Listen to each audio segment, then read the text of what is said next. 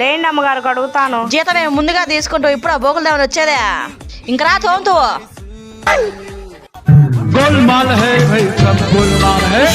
లేటుగా వచ్చింది, ఎంత పని చేయించింది. రామ్మే 4 ఇల్లులు ఉన్నాయా, 1 ఇల్లు అయ్యిందా? కూర్చొని ఉండేడా. అమ్మగారు ఎంత రుద్దినా పాసిపోలేదా? ఏంది పిల్ల ఆ ఇల్లు ఈ ఇల్లు తిరుగుతానే ఉంది, ఏం చేస్తుంది?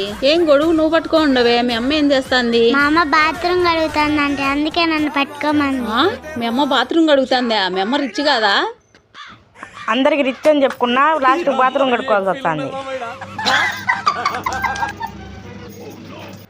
అబ్బా పని చేసి మేకప్ అంతా పోయిందే. బేబీ నేను చేసే పని ఎవరికి చెప్పాకు. ఎవరికి చెప్పనులే మమ్మీ.